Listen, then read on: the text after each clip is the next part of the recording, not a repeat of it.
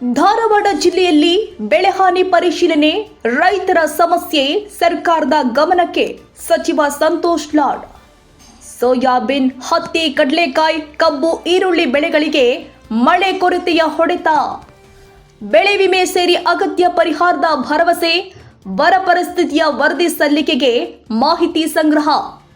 ರಾಜ್ಯ ಸರ್ಕಾರದ ಮೂಲಕ ಕೇಂದ್ರ ಸರ್ಕಾರದ ಗಮನಕ್ಕೆ ಬರೆದ ಮಾಹಿತಿ. ಧಾರವಾಡ ಜಿಲ್ಲೆಯ ರೈತರು ಈ ಬಾರಿ ತೀವ್ರ ಸಂಕಷ್ಟ ಎದುರಿಸ್ತಾ ಇದ್ದು, ಜಿಲ್ಲೆಯ ಸುಮಾರು 2.90 ಲಕ್ಷ ಹೆಕ್ಟೇರ್ ಕೃಷಿ ಯೋಗ್ಯ ಭೂಮಿಯಲ್ಲಿ 96% ಅಂದರೆ 2.80 ಲಕ್ಷ ಹೆಕ್ಟೇರ್ಗೂ ಹೆಚ್ಚು ಪ್ರದೇಶದಲ್ಲಿ ಬಿತ್ತನೆ ನಡೆದಿದೆ. ಪ್ರಮುಖವಾಗಿ 45,000 ಹೆಕ್ಟೇರ್ಗೂ ಹೆಚ್ಚು ಪ್ರದೇಶದಲ್ಲಿ ಹೆಸರು ಹಾಗೂ ಉದ್ದು ಮತ್ತು 40,000 ಹೆಕ್ಟೇರ್ಗೂ ಹೆಚ್ಚು ಪ್ರದೇಶದಲ್ಲಿ ಮೆಕ್ಕೆಜೋಳ ಬೆಳೆಯಲಾಗಿದೆ. ಇದಲ್ಲದೆ ಸೋಯಾಬೀನ್, ಹತ್ತಿ, ಕಡಲೆಕಾಯಿ, ಕಬ್ಬು, ಈರುಳ್ಳಿ ಸೇರಿ ವಿವಿಧ ತೋಟಗಾರಿಕಾ ಬೆಳೆಗಳು ಮಳೆಯ ಕೊರತೆಯಿಂದಾಗಿ ಸಂಕಷ್ಟಕ್ಕೆ ಸಿಲುಕಿವೆ ಎಂದು ಸಚಿವ ಸಂತೋಷ್ ಲಾಡ್ ಹೇಳಿದ್ದಾರೆ. ಧಾರವಾಡ ತಾಲೂಕಿನ ಹಾರೋ, ಬೆಳವಡಿ ಹಾಗೂ ನವಲಗುಂದ ತಾಲೂಕಿನ ಶಿರೂರ, ಶಿರಕೊಳ್ಳ, ಮೊರಬಾ ಹಾಗೂ ಕುಂದಗೋಳ ತಾಲೂಕಿನ ವಿವಿಧ ಗ್ರಾಮಗಳ ಹೊಲಗಳಿಗೆ ಭೇಟಿ ಕೊಟ್ಟ ಸಚಿವ ಸಂತೋಷ್ ಲಾಡ್ ಅವರು ಬೆಳೆಹಾನಿಯನ್ನ ಪರಿಶೀಲಿಸಿದ್ದಾರೆ. ರೈತರ ಸಮಸ್ಯೆಗಳಿಗೆ ಪರಿಹಾರ ಕಲ್ಪಿಸುವ ನಿಟ್ಟಿನಲ್ಲಿ ಬೆಳೆ ವಿಮೆ ಸೇರಿ ಸರ್ಕಾರ ಹಾಗೂ ವಿಮಾ ಸಂಸ್ಥೆಗಳ ಮೂಲಕ ದೊರೆಯಬಹುದಾದ ಎಲ್ಲಾ ಸೌಲಭ್ಯಗಳನ್ನು ರೈತರು ತಲುಪಿಸಲು ಪ್ರಯತ್ನಿಸಲಾಗುತ್ತೆ ಅಂತ ಹೇಳಿದ್ದಾರೆ. ರೈತ ಮುಖಂಡರು ಹಾಗೂ ಶಾಸಕರ ಸಲಹೆಗಳನ್ನು ಸರ್ಕಾರದ ಗಮನಕ್ಕೆ ತರಲಾಗುತ್ತೆ. ರೈತರ ಪರವಾಗಿ ವ್ಯಕ್ತವಾಗಿರುವಂತಹ ಅಭಿಪ್ರಾಯಗಳನ್ನು ಕ್ರೋಢೀಕರಿಸಿ ಮುಂದಿನ ಕ್ರಮಕ್ಕಾಗಿ ಸರ್ಕಾರಕ್ಕೆ ಸಲ್ಲಿಸಲಾಗುತ್ತೆ ಎಂದಿದ್ದಾರೆ. ಬರ ಘೋಷಣೆಗೆ ಕೇಂದ್ರ ಸರ್ಕಾರದ ಮಾರ್ಗಸೂಚಿಗಳು ಹಾಗೂ ನಿಗದಿತ ತಾಂತ್ರಿಕ ಮಾನದಂಡಗಳು ಇದ್ದು ಅವುಗಳನ್ನು ಅನುಸರಿಸಿ ಮಾತ್ರ ನಿರ್ಧಾರ ಕೈಗೊಳ್ಳಬೇಕಾಗುತ್ತೆ. ಪ್ರಸ್ತುತ ಪರಿಸ್ಥಿತಿಯಲ್ಲಿ ರೈತರ ಸಮಸ್ಯೆಯನ್ನ ರಾಜ್ಯ ಹಾಗೂ ಕೇಂದ್ರ ಸರ್ಕಾರದ ಗಮನಕ್ಕೆ ತರಲಾಗುತ್ತೆ. ಅಗತ್ಯ ಮಾಹಿತಿಯನ್ನ ಸರ್ಕಾರಕ್ಕೆ ಸಲ್ಲಿಸಿ ಮುಂದಿನ ಕ್ರಮಕ್ಕೆ ಸಹಕರಿಸಲಾಗುತ್ತೆ ಎಂದಿದ್ದಾರೆ. ಮಳೆಯ ಪ್ರಮಾಣ ಮಾತ್ರವಲ್ಲದೆ ಬೆಳೆ ಬೆಳವಣಿಗೆಗೆ ಅಗತ್ಯವಾದ ಸಮಯದಲ್ಲಿ ಮಳೆ ಸುರಿದಿದೆಯಾ ಎಂಬ ಅಂಶವೂ ಕೂಡ ಅತ್ಯಂತ ಮಹತ್ವದಾಗಿದೆ. ಈ ವಿಷಯವನ್ನ ರಾಜ್ಯ ಸರ್ಕಾರದ ಮೂಲಕ ಕೇಂದ್ರ ಸರ್ಕಾರದ ಗಮನಕ್ಕೂ ತರಲಾಗುತ್ತೆ ಅಂತ ಸಚಿವ ಸಂತೋಷ್ ಲಾಡ್ ಹೇಳಿಕೆ ಕೊಟ್ಟಿದ್ದಾರೆ.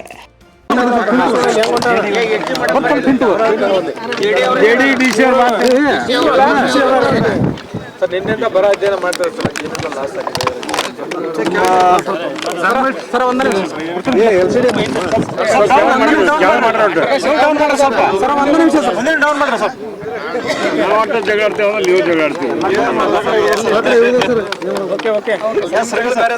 ನಮ್ಮ ವಿಶೇಷವಾಗಿ ನಮ್ಮ ಕರ್ನಾಟಕ ರಾಜ್ಯದಲ್ಲಿ ಅದರಲ್ಲಿ ಧಾರವಾಡ ಜಿಲ್ಲೆಯಲ್ಲಿ ರೈತರ ಸಮಸ್ಯೆ ಬಹಳ ತೊಂದರೆಲಿದ್ದಾರೆ. ಒಂದು ಮಳೆ ಬರಲಾರದೇ ಒಂದು ತೊಂದರೆ ಇದೆ. ಕೆಲವು ಜಾಗದಲ್ಲಿ ಮಳೆ ಬಂದಿದ್ರು ಕೂಡ ಬೆಳೆ ಬಂದಿಲ್ಲ. ಆ ಥರ ವಾತಾವರಣದಲ್ಲಿ ನಾವು ಇವತ್ತು ಇಲ್ಲಿದ್ದೀವಿ. ಇವತ್ತು ನಾವು ಕೋನ್ ರೆಡ್ಡಿ ಅವರು ವಿಶೇಷವಾಗಿ ನಮ್ಮ ಎಲ್ಲ ಜಿಲ್ಲಾಡಳಿತ ಎಲ್ಲ ಆಫೀಸರ್ಸ್ಗಳು, ಸನ್ಮಾನ್ಯ ಮುಖ್ಯಮಂತ್ರಿಗಳು ನಮಗೇನು ಮಾರ್ಗದರ್ಶನ ನೀಡಿದರು. ಅದರ ಪ್ರಕಾರ ಎಲ್ಲ ತಾಲೂಕುಗಳಿಗೆ ಹೋಗಿ ಭೇಟಿಯನ್ನು ಮಾಡ್ತಕ್ಕಂಥ ಕೆಲಸ ನಾವು ಮಾಡ್ತಾ ಇದ್ದೀವಿ. ಉದಾಹರಣೆಗೆ ನಮ್ಮ ಧಾರವಾಡ ಜಿಲ್ಲೆಯಲ್ಲಿ ಸುಮಾರು 96% ಬಿತ್ತನೆ ಆಗಿದೆ. 96% ಬಿತ್ತನೆ ಆಗಿದೆ. ಸುಮಾರು 2,80,000 ಹೆಕ್ಟರ್ಗೂ ಹೆಚ್ಚು ಬಿತ್ತನೆ ಆಗಿದೆ. ಅದರಲ್ಲಿ ಹೈಯೆಸ್ಟ್ ಇರ್ತಕ್ಕಂಥದ್ದು ಗ್ರೀನ್ ಗ್ರಾಮ್. 45,000ಕ್ಕೂ ಹೆಚ್ಚು ಹೆಕ್ಟರ್ ಗ್ರೀನ್ ಗ್ರಾಮ್ ಇದೆ.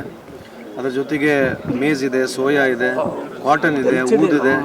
ಈ ಥರದ ಎಲ್ಲ ಕ್ರಾಪ್ಗಳು ಸೇರಿದರೆ ಸುಮಾರು 2,80,000 ಹೆಕ್ಟರ್ ನಮ್ಮ ಕಡೆ ಬಿತ್ತನೆ ಆಗಿದೆ. ಬಹುತೇಕ ಎಲ್ಲ ಕ್ರಾಪ್ಗಳು, ಮೊದಲನೇದಾಗಿ ಗ್ರೀನ್ ಗ್ರಾಮು ಭಾಳ ಫಾಸ್ಟ್ ಗ್ರೋಯಿಂಗ್ ಕ್ರಾಪ್ ಅದು ಜೂನ್ ತಿಂಗಳಿಗೆ ಮುಂಚೆನೇ ಬಿತ್ತನೆ ಆಗಿರ್ತಕ್ಕಂಥದ್ದು. ಹಂಗಾಗಿ ಸ್ವಲ್ಪ ಅದು ಭಾಳ ಮಟ್ಟಿಗೆ ಏನು ಇಲ್ಲೇ ಇಲ್ಲ. ಅದು ಆಗಿರಲಿ, ಆನಿಯನ್ ಆಗಿರಲಿ, ಕಾಟನ್ ಆಗಿರಲಿ, ಈ ಥರದ್ದೆಲ್ಲ ಏನು ಬೆಳೆ ಇದೆ ಎಲ್ಲ ನುಕ್ಸಾನಾಗಿರ್ತಕ್ಕಂಥದ್ದು, ಹಾನಿಯಾಗಿರ್ತಕ್ಕಂಥದ್ದು ಕಂಡು ಬರ್ತಾ ಇದೆ. ಸೊ ಹಂಗಾಗಿ ಇವತ್ತು ಇದೇನು ವರದಿ ಇದೆ ನಾವು ಸನ್ಮಾನ್ಯ ಮುಖ್ಯಮಂತ್ರಿಗೆ, ಕರ್ನಾಟಕ ಸರ್ಕಾರಕ್ಕೂ ಆಗದೇ ರೀತಿಯಾಗಿ ಕೇಂದ್ರ ಸರ್ಕಾರಕ್ಕೆ ಏನು ಒತ್ತಡ ಮಾಡಬೇಕು, ಏನು ಕಳಿಸ್ಬೇಕಂತ ಕಳಿಸ್ತೀವಿ. ಯಾವಾಗ ವರದಿ ಕೊಡ್ತೀವಿ ಆಗತ್ತೆ ಅದು ನಮಗೆ ಸ್ಟೇಜ್. ಈಗ ಇದು ರಿಪೋರ್ಟ್ ಅಂತೂ ನಾವು ತಲುಪಿಸ್ತೀವಿ ಅಲ್ಲಿ. ಸೊ ಅದ್ರ ಜೊತೆಗೆ ಸ್ಟೇಟ್ ಗೌರ್ಮೆಂಟಿಂದ ಏನು ಡಿಸ್ಟಿಕ್ಕಿಗೆ ಕ್ಲಿಯರೆನ್ಸ್ ಕೊಡ್ತಾರೆ, ಮಾರ್ಗದರ್ಶನ ಕೊಡ್ತಾರೆ, ಅದ್ರ ಪ್ರಕಾರ ಮಾಡ್ಕೊಂಡು ಹೋಗ್ತೀವಿ. ಈಗ ಇನ್ಶೂರೆನ್ಸ್ನವ್ರು ಬರ್ತಾರೆ, ಇನ್ಶೂರೆನ್ಸ್ ಸರ್ವೆ ನಡೀತದೆ. ಅದ್ರ ಜೊತೆಗೆ ಕ್ರಾಪ್ ವೈಸ್ ಬರ್ತಕ್ಕಂಥದ್ದು ನಡೀತದೆ. ಇನ್ಶೂರೆನ್ಸ್ ನಡೀತಾ ಇರ್ತದೆ. ಇನ್ಶೂರೆನ್ಸ್ ಬಂದವರು ಟೆಸ್ಟ್ ಮಾಡ್ತಾ ಇರ್ತಾರೆ. ಸೊ ಮೊದಲನೇ ಬಾರಿಗೆ ಈಗ ನಾಳೆ ನಾಡ್ದು ನಮಗೆ ಇರ್ತಕ್ಕಂಥದ್ದು ಗ್ರೀನ್ ಗ್ರಾಮ್ ಕ್ರೋಸರು ಇನ್ಶೂರೆನ್ಸ್ನವ್ರು ಬರ್ತಾರೆ ಅಂತ ಹೇಳಿದ್ದಾರೆ. ನಾವು ಜಿಲ್ಲಾಡಳಿತದವ್ರ ಜೊತೆ ಕುಳಿತುಕೊಂಡು ಚರ್ಚೆ ಮಾಡಿ ಎಷ್ಟು ನಮ್ಮ ಫಾರ್ಮರ್ಸಿಗೆ ಬೆನಿಫಿಟ್ ಮಾಡೋಕ್ಕಾಗುತ್ತೆ ಅಂತಕ್ಕಂಥ ಒಂದು ಪ್ರಯತ್ನ ನಾವು ಮಾಡ್ತೀವಿ. ನಿನ್ನೆ BJP ಅವರು ಬರ ವೀಕ್ಷಣೆ ಮಾಡಿದ್ರು. ಅವ್ರು ಹೇಳ್ತಾರೆ 50,000 ಮೊದಲು ರೈತರಿಗೆ ಕೊಡಬೇಕು, ಆಮೇಲೆ ಒಂದು ವೇಳೆ ಪರಿಹಾರ ಕೊಡದೆ ಹೋದ್ರೆ ನಾವು ಅವರು ಒತ್ತಡ ಇಟ್ಕೊಳ್ಳೋಣ. ಅವರು ರೈತರ ಬಗ್ಗೆ ಮಾತಾಡ್ತಕ್ಕಂಥ ಅವ್ರ ಅರ್ಹತೆ ಇಲ್ಲ. ನಾವು ಭಾಳ ಸಲ ನೋಡಿದ್ದೀವಿ. ಈ ಉದಾಹರಣೆಗೆ ಹೇಳ್ಬೇಕಂದ್ರೆ ಇಲ್ಲಿದ್ದಾಗ ನಮ್ಮ ಸರ್ಕಾರ ಇದ್ದಾಗ ಅದೇ ಕೌನ್ಸಿಲ್ನಲ್ಲಿ ಉಗ್ರಪ್ಪರು ಕೇಳಿದ್ರು ರೈತರ ಸಾಲ ಮನ್ನಾ ಮಾಡ್ತೀರಿ ಅಂತ ಹೇಳಿ. ನಾನು ರೈತರ ಸಾಲ ಮನ್ನಾ ಮಾಡೋಕೆ ನನ್ನ ಹತ್ರ ಕೌಂಟಿಂಗ್ ಮಿಷನ್ ಇಲ್ಲ ಅಂತ ಹೇಳಿ ಯಡಿಯೂರಪ್ಪ ಸಾಹೇಬ್ರು ಹೇಳಿರ್ತಕ್ಕಂಥ ಇನ್ನು ದಾಖಲೆಯಲ್ಲಿ ಪ್ರಿಂಟಿಂಗ್ ನೋಟ್ ಪ್ರಿಂಟ್ ಮಾಡ್ತಕ್ಕಂಥ ಮಷಿನ್ ಇಲ್ಲ ಅಂತ ಹೇಳಿರ್ತಕ್ಕಂಥ ಉದಾಹರಣೆಗಳಿದ್ದಾವೆ. ಅದ್ರ ಬಗ್ಗೆ ಚರ್ಚೆ ಬೇಡ. 12 ವರ್ಷ ಆಯಿತು ಕೇಂದ್ರದಲ್ಲಿ ಮೊನ್ನೆ ತಾನು 16.5 ಲಕ್ಷ ಉದ್ಯಮಿದಾರ ಸಾಲ ಮನ್ನಾ ಮಾಡಿದ್ದಾರೆ. ಸೊ ಇವರು ರೈತರ ಬಗ್ಗೆ ಕನ್ಸೆಂಟ್ ತೋರಿಸ್ತಕ್ಕಂಥದ್ದು ಏನು ಬೇಕಾಗಿಲ್ಲ ಅಂತ ಒಂದು ಅಭಿಪ್ರಾಯ. ಅಷ್ಟೇ ಭಾಳ ಇದ್ದರೆ ವಿಶ್ವಗುರು ಹತ್ರ ರೊಕ್ಕ ಸ್ಕಂಬರ್ ಕೇಳಿ. ಭಾಳ ವಿಶ್ವಗುರು ಇಡೀ ಪ್ರಪಂಚಕ್ಕೆ ಭಾಳ ವಿಶ್ವಗುರು ಬಗ್ಗೆ ಇವ್ರು ಮಾತನಾಡ್ತಾರೆ. ವಿಶ್ವಗುರು ಹತ್ರ ಸ್ವಲ್ಪ ರೊಕ್ಕ ಸ್ಕಂಬಂದ್ರೆ ಅನುಕೂಲ ಆಗುತ್ತೆ ಅಂತಕ್ಕಂಥದ್ದು ಒಂದು. ಆಮೇಲೆ ನಾವು ಇಲ್ಲಿ ಹಿಂಗೆ ಹೇಳಿ ತಳ್ಳಿ ಆಗ್ತಕ್ಕಂಥದ್ದಲ್ಲ. ನಾವು ಸರ್ಕಾರದಲ್ಲಿದ್ದಾಗ ಸುಮಾರು 73,000 ಕೋಟಿ ರೈತ ಸಾಲ ಮನ್ನಾ ಮಾಡೀವಿ. UPA 1 UPA 2 ಇದ್ದಾಗ ನಾವು ಕೇಂದ್ರದಲ್ಲಿದ್ದಾಗ 73,000 ಕೋಟಿ ಸಾಲ ಮನ್ನಾ ಮಾಡಿದ್ದೀವಿ. ಹಳೆಯ ಕಾಲದಲ್ಲಿ ಕಾಂಗ್ರೆಸ್ ಸರ್ಕಾರ ಇದ್ದಾಗ ಸಾಲ ಮನ್ನಾ ಮೇಳನೆ ಮಾಡಿದ್ದೀವಿ. ಸೊ ಆ ಥರದ್ದು ಹಲವಾರು ಉದಾಹರಣೆಗಳಿದ್ದಾವೆ. ನಾವು ಕೇಂದ್ರದಲ್ಲಿದ್ದಾಗ ನಾವು ಸಾಲ ಮನ್ನಾ ಮಾಡಿರ್ತಕ್ಕಂಥ, ರಾಜ್ಯದಲ್ಲಿದ್ದಾಗ ಸನ್ಮಾನ್ಯ ಮುಖ್ಯಮಂತ್ರಿ ಆಗಿರ್ತಕ್ಕಂಥ ಯಾರು ನಮ್ಮ ಸಿದ್ದರಾಮಯ್ಯ ಸಾಹೇಬರು ಸುಮಾರು 8,500 ಕೋಟಿ ಸಾಲ ಮನ್ನಾ ಮಾಡಿರ್ತಕ್ಕಂಥದ್ದು. ಸೊ ನಾವು ಭಾಳಷ್ಟು ಸಲ ಮಾಡಿದ್ದೀವಿ. ಈ ಬಾರಿ ಮಾಡಬೇಕಾ ಮಾಡಬಾರ್ದು ಅಂತಕ್ಕಂಥದ್ದು ಅವ್ರು ಹೇಳ್ತಕ್ಕಂಥ ಪಾಠ ನಮಗೆ ಅವಶ್ಯಕತೆ ಅಂತ ಈ ಸಂದರ್ಭಕ್ಕೆ ಕೇಳಲಿಕ್ಕೆ ಇಚ್ಛೆ ಬಯಸ್ತೇನೆ. ಅಲ್ಲ, ಅವ್ರ ಬೇಡಿಕೆ ಇಲ್ಲ. ರೈತರ ಬೇಡಿಕೆ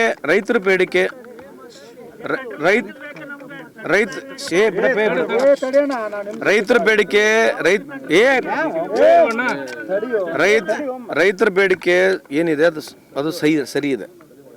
ರೈತರ ಬೇಡಿಕೆ ಏನು ಕೇಳ್ತಾರೆ, ರೈತರ ಮುಖಂಡರು ಏನು ಕೇಳ್ತಿದ್ದಾರೆ, ಕರ್ನಾಟಕ ರಾಜ್ಯದ ರೈತರು ಏನು ಕೇಳ್ತಾರೆ, ಅದ್ರ ಬಗ್ಗೆ ನಾವು ಎಣ್ಣೆ ಪ್ರಶ್ನೆ ಏನಿಲ್ಲ. ಅದ್ರ ಚರ್ಚೆ ನಾವು ಅವ್ರು ಏನು ಹೇಳ್ತಾರೆ ಅದನ್ನ ಒಪ್ತೀನಿ ನಾನು.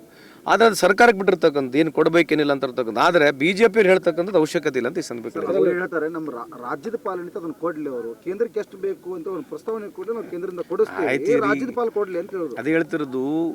ಇಷ್ಟು ವರ್ಷ ಆಗಿತ್ತಲ್ಲ ಕೇಂದ್ರದ ಪಾಲು, 12 ವರ್ಷ ಆಗಿತ್ತದಲ್ಲ. ಇವ್ರು 10 ವರ್ಷ ಅಧಿಕಾರದಲ್ಲಿದ್ರಲ್ಲ. ಯಾರು BJP 10 ವರ್ಷ ಅಧಿಕಾರದಲ್ಲಿದ್ದರು. ಸುಮ್ಮನೆ ಯಾಕೆ ಮಾತಾಡ್ತೀಯಪ್ಪ ನೀವು? ತಮ್ಮ ಯಾಕೆ ಮಾತಾಡ್ತೀವಿ? ಸೊ ಅವರು ಅಧಿಕಾರದಲ್ಲಿದ್ದಾಗ 10 ವರ್ಷ ಕೇಂದ್ರದಲ್ಲಿ ಡಬಲ್ ಇಂಜಿನ್ ಸರ್ಕಾರ ಇತ್ತು. ಎಷ್ಟು ಪರಿಹಾರ ಕೊಟ್ಟಿದ್ದಾರಂತೆ? ಫಸ್ಟ್ ನಾವು ಕೊಡ್ಬೇಕಂತ ಹೇಳ್ತಾರಲ್ಲ, ಇವ್ರು ಫಸ್ಟ್ ಎರಡು ಟೈಮ್ ಇವರಿದ್ದ ಸರ್ಕಾರದಲ್ಲಿ ಇವ್ರು ಎಷ್ಟು ಕೊಟ್ಟರಂತೆ ಅದನ್ನ ಕೇಳಿ ಅವರಿಗೆ. ಅವ್ರು ಪೊಲಟಾಗಿ ಕೇಳಿ, ಸರ್ ನೀವು 2 ಬಾರಿ ಸರ್ಕಾರದಲ್ಲಿದ್ದಿರಿ, ಯಡಿಯೂರಪ್ಪ ಸಾಹೇಬ್ರಾದರು, ಬಸವರಾಜ ಬೊಮ್ಮಾಯಿ ಸಾಹೇಬ್ರಾದರು, ಸದಾನಂದ ಗೌಡರಾದರು, ಜಗದೀಶ್ ಶೆಟ್ಟರ್ ಆದರು, 4 ಚೀಫ್ ಮಿನಿಸ್ಟರ್ಗಳಾದರು. ಕೇಂದ್ರದಲ್ಲಿ ಡಬಲ್ ಇಂಜಿನ್ ಸರ್ಕಾರ ಇತ್ತು. ರಾಜ್ಯಕ್ಕೆ ಎಷ್ಟು ರೊಕ್ಕ ತಂದು ಕೊಟ್ಟಿರ ಅಂತ ಕೇಳ್ರಿ, ಆಮೇಲೆ ಮುಂದೆ ಮಾತಾಡೋಣ. ರಾಜಕೀಯ ಬಿಟ್ಟು ರೈತರಿಗೆ ಏನಾದ್ರು ಪರಿಹಾರ ಕೊಡೋ ಕೆಲಸ ಅಲ್ಲ, ಖಂಡಿತವಾಗಲೂ ಕನ್ಸ್ಟೆಂಟ್ ಅಂತೂ ಇದೆ. ಇದು ಸುಮ್ಮನೆ ರಾಜಕೀಯವಾಗಿ ನಾನು ಮಾತನಾಡಕ್ಕೆ ಹೋಗಲ್ಲ. ಸೊ ನಾನು ಇಲ್ಲೇನು ಮಾತನಾಡಕ್ಕೆ ನನಗೆ ಕೂಡ ಲಿಮಿಟ್ ಇದೆ. ನಾವು ಲಿಮಿಟ್ ಮೀರಿ ಕೂಡ ಏನು ಜಾಸ್ತಿ ಮಾತನಾಡಕ್ಕೆ ಬರಲ್ಲ. ಈ ಸಿಚುವೇಶನಲ್ಲಿ ಗ್ರೌಂಡ್ ರಿಪೋರ್ಟ್ ನೋಡಬೇಕು. ಗ್ರೌಂಡ್ ರಿಪೋರ್ಟ್ ಹೋಗಿ ಸರ್ಕಾರಕ್ಕೆ ಒಪ್ಪಿಸ್ತಕ್ಕಂಥ ಕೆಲಸ ಪ್ರಾಮಾಣಿಕವಾಗಿ ಮಾಡ್ತೀವಿ ಅಂತ ಈ ಸಂದರ್ಭಕ್ಕೆ ಹೇಳಿಕೆ ಬಯಸ್ತೇನೆ. ನೀವು ಇಷ್ಟೇ ಕೊಡಬೇಕು ಅಂತ ಏನು ಬೇಡಿಕೆ ಇಡ್ತೀರಿ ಸರ್ ಮುಖ್ಯಮಂತ್ರಿಗಳು? ಅಲ್ಲ, ಈ ರೈತ ಮುಖಂಡರುಗಳು ಏನು ಹೇಳಿದ್ದಾರೆ ಎಲ್ಲ ಬರ್ಕೊಂಡಿದ್ದೀವಿ. ಅವರು NDRF ನಾಮ್ಸ್ ಚೇಂಜ್ ಮಾಡಕ್ಕೆ ಹೇಳಿದ್ದಾರೆ. ನೀವು NDRF ನಾಮ್ಸ್ನ ಚೇಂಜ್ ಮಾಡಿ, ಯಾಕಂದ್ರೆ ಅಲ್ಲಿರ್ತಕ್ಕಂಥದ್ದು ಏನು ಪರಿಹಾರ ಕೊಡ್ತಾ ಇದ್ದಾರೆ ಅದನ್ನು ಕಮ್ಮಿ ಆಗಿದೆ, ಅದನ್ನು ಜಾಸ್ತಿ ಮಾಡಬೇಕಂಥದ್ದು ಒಂದು ಒತ್ತಡ. ಎರಡನೇದು ಇನ್ಶೂರೆನ್ಸ್ ಕ್ಲೇಮ್ನಲ್ಲಿ ನಮಗೆ ಜಾಸ್ತಿ ಮಾಡಿಸ್ಕೊಡಿ ಅಂತ ಹೇಳ್ತಕ್ಕಂಥದ್ದು. ಎಲ್ಲದಕ್ಕಿಂತ ಹೆಚ್ಚಾಗಿ ನಮಗೆ ಸರ್ಕಾರದ ಕೂಡ ಕ್ಲೇಮ್ ಜಾಸ್ತಿ ಮಾಡಿಕೊಡಿ ಅಂತ ಹೇಳ್ತಕ್ಕಂಥ 3 ಪ್ರಶ್ನೆಗಳು ಪ್ರಮುಖವಾಗಿ ಕಂಡು ಬರ್ತದೆ. ಅದನ್ನ ಹೇಳ್ತೀವಿ ಸರ್ಕಾರಕ್ಕೆ. ಬೆಳೆ ವಿಮೆ ಕಂಪನಿಗಳು ಚೆಲ್ಲಾಟ ಆಡ್ತಿದ್ದಾವೆ ಸರ್. ತುಂಬಿಸ್ಕೋತಾರೆ, ಮಧ್ಯಂತರ ಪರಿಹಾರ ಕೊಡ್ತಾರೆ, ಲಾಸ್ಟ್ ಪರಿಹಾರ ಕೊಡೋದಿಲ್ಲ. ಮಧ್ಯಂತರ ಪರಿಹಾರ ಕೊಡ್ತಾರೆ ಅಂದ್ರೆ ಹಾನಿಯಾಗಿದೆ ಅಂತ ಪರಿಹಾರ ಕೊಡ್ತಾರೆ, ಲಾಸ್ಟ್ ಪರಿಹಾರನೇ ಕೊಡೋದಿಲ್ಲ. ಈಗ ನಾವು ಅದನ್ನ ಹೇಳಿದ್ರೆ ರಾಜಕೀಯ ಆಗತ್ತೆ. ಈಗ ಇದು ಬೆಳೆ ವಿಮಾ ಕಂಪ್ನಿ ಇರ್ತಕ್ಕಂಥ ಯಾವ ಯಾರು ಕಂಟ್ರೋಲ್ನಾಗಿದ್ದಾವೆ? ಸುಮ್ಮನೆ ಹೇಳೋದು. ನಾವು ಮಾತನಾಡಿದ್ರೆ ರಾಜಕೀಯ ಆಗ್ಬಿಡ್ತದೆ.